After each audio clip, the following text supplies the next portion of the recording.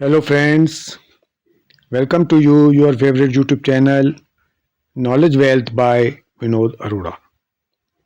Friends, आप सब लोग कैसे हैं? आई होप आप कुशल और स्वस्थ होंगे और निरंतर अपना ज्ञान गेन कर रहे होंगे। फ्रेंड्स, जैसा कि आपको विदित है कि हम आपको डिफरेंट सब्जेक्ट पर ज्ञान देते हैं ताकि आप अपने कार्य क्षेत्र में आने वाली समस्याओं को दूर कर सकें तथा अपने स्टॉक मार्केट के कार्य को सुगमतापूर्वक कर सकें। आज भी हम एक ऐसा ही कॉन्सेप्ट आपके लिए लाए हैं जिसका लाभ आप उठाकर अपने ज्ञान में वृद्धि कर सकते हैं और उसका लाभ उठा सकते हैं।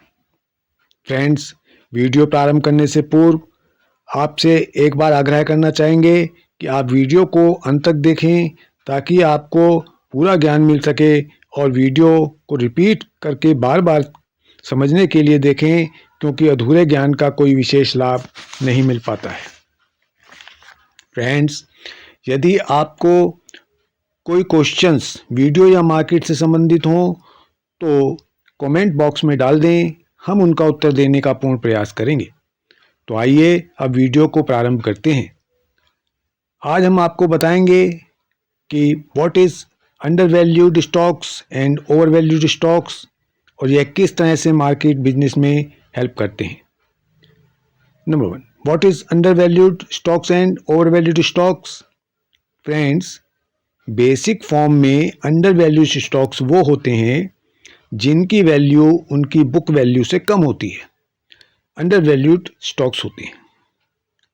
ओवर वैल्यूड स्टॉक्स, जहां ओवर वैल्यूड स्टॉक्स वह होते हैं जिसकी वैल्यू उसकी बुक वैल्यू से अधिक होती है, ओवर वैल्यूड स्टॉक्स होते हैं। फ्रेंड्स, इसको आप ऐसे भी समझ सकते हैं कि आप जब कभी मार्केट में शॉपिंग के लिए जाते हैं तो आप इसे वस्तु खरीदते हैं, माना वस्तु की एक्टिव कीमत 500 रुपये है, लेकिन आप खरीदने के लिए 2-3 दुकान पर जाकर रेट कंपेयर करते हैं और वह आपको कंपटीशन के दौरान 350 रुपये में मिल जाती है। तो यह अंडर वैल्यूड हुई, क्योंकि यह आपको उसकी रियल वैल्यू से कम कीमत पर मिली है। इसी प्रकार आपको स्टॉक मार्केट में भी कंपनीज को कंपेयर करके देखना चाहिए, लेकिन वह कंपनीज एक ही सेक्टर की होनी चाहिए। यदि हमें 100 रुपये वाला स्टॉक्स या 100 रुपये वाला शेयर 80 रुपये में मिल जाता है तो वह अंडर वैल्यूड है और हम लाभ में हैं। यदि 80 वाला शेयर हमें 100 रुपये में मिलता है तो वह ओवर वैल्यूड है और हम नुकसान में। हमें इसके लिए कंपनी के 3 से 5 साल तक के फंडामेंटल चेक करने चाहिए। यदि कंपनी का फंडामेंटल अच्छे नहीं हैं तो उसका 5 रुपये वाला शेयर भी बेकार है, लेकिन यदि कंपनी के फंडामेंटल अच्छे हैं तो 50 रुपये वाला शेयर भी अच्छा है, क्योंकि सब कुछ कंपनी की ग्रोथ पर डिपेंड करता है। फ्रेंड्स, शेयर खरीदते समय हमें उसे नॉलेजफुली देखना चाहिए कि उसका ईपीएस अर्थात अर्निंग प्राइस कितना है। इसी के द्वारा प्राइस डिसाइड होता है। पीई भी ईपीएस से निकलता है। पीई से संबंधित वीडियो हमने अपने चैनल पर पहले से डाली हुई है, जिसे हमने विस्तृत रूप से समझाया है और जो आप चैनल पर देख सकते हैं। इन ब्रीफ आपको यह बताना चाहता हूं कि हर जगह हम पीई के द्वारा अंडर वैल्यूड और ओवर वैल्यूड का पता नहीं कर सकते हैं। दूसरे और भी ऑप्शंस हैं। प्राय यह माना जाता है कि पीई कम है तो कंपनी सस्ती है और पीई अधिक है तो कंपनी महंगी है, पर यह उचित नहीं है। पीई वहीं काम करता है जहां कंपनी की इनकम स्टेबल होती है अर्थात स्थिर होती है और ग्रोथ हो वहाँ पर। जैसे सपोज मानिए कि आप कंपनी की ग्रोथ 10% है और नेक्स्ट ईयर 12%। तो यहाँ पर पी का रोल अदा होता है। कुछ कंपनीज ऐसी होती हैं जहाँ इनकम में अनसर्टेनिटी होती है, जैसे रियल इस्टेट कंपनीज, जहाँ कभी प्रॉपर्टी बहुत कम बिकती है और कभी बहुत अधिक सेल होती है, वहाँ पी का रोल नहीं होता है। फ्रेंड्स, अदर ऑप्शन जिसके द्वारा अंडर वैल्यूड और ओवर वैल्यूड स्टॉक्स को ज्ञात कर सकते हैं वह नंबर 1, बाय कंपेयरिंग।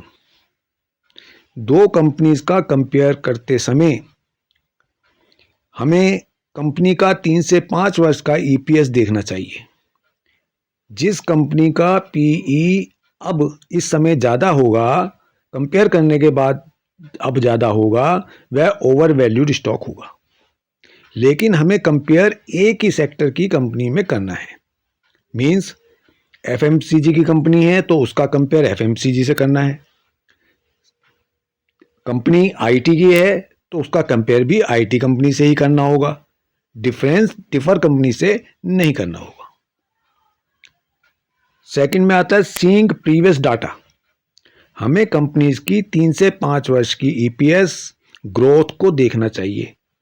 यदि ग्रोथ में कोई विशेष बढ़ोतरी नहीं है तो वह ओवरसोल्ड ही है।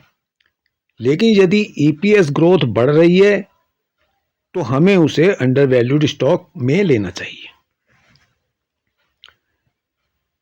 यदि पीई कांस्टेंट है या स्थिर है और ईपीएस इंक्रीज हो रहा है तो वह अंडर वैल्यूड स्टॉक है।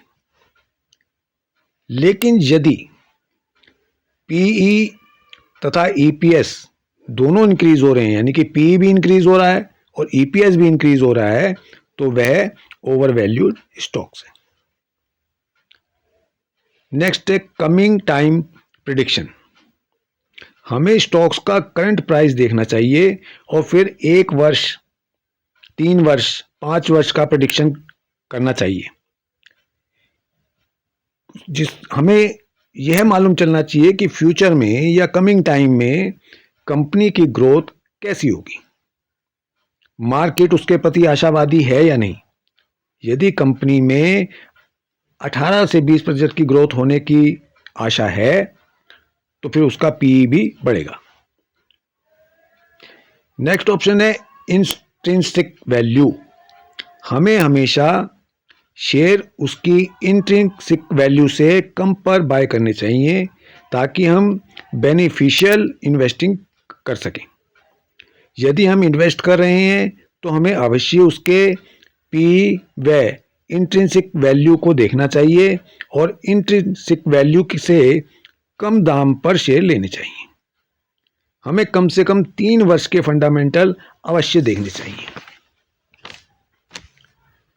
फ्रेंड्स, आगे चलकर हम आपको इसके बारे में और विस्तार से जानकारी देंगे। फार्मूले आदि को अप्लाई करना, इंट्रिंसिक वैल्यू कैसे जाने, आदि आदि पर जानकारी उपलब्ध कराएंगे। फ्रेंड्स, हमने आपको अंडर वैल्यूड और ओवर वैल्यूड स्टॉक्स के बारे में समझाने का पूर्ण प्रयास किया है, इसलिए आप इसको जानकर मार्केट में बाय और सेल करने में हेल्प ले सकते हैं।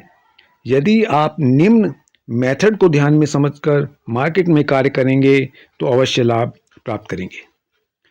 यदि आपको वीडियो पसंद आई हो तो शेयर व लाइक करें। अगर आप चैनल पर नए हैं तो सब्सक्राइब चैनल करें ताकि आपको आने वाली हर वीडियो का नोटिफिकेशन मिलता रहे। डिस्क्लेमर। फ्रेंड्स, मैं यह आपको बताना चाहता हूं कि आप मार्केट में ट्रेडिंग, इन्वेस्टमेंट या अन्य अपनी इच्छा अनुसार अपने विवेक के आधार पर बाय, सेल और होल्ड करें या अपने फाइनेंशियल एडवाइज़र की सलाह ले लें। हमारा उद्देश्य केवल और केवल आपको शिक्षित करना है ताकि आप कंप्लीट एडवांटेज ले सकें। फ्रेंड्स, इन्हीं शब्दों के साथ आपसे इजाज़त चाहेंगे। I wish you a bright future of all. Thank you.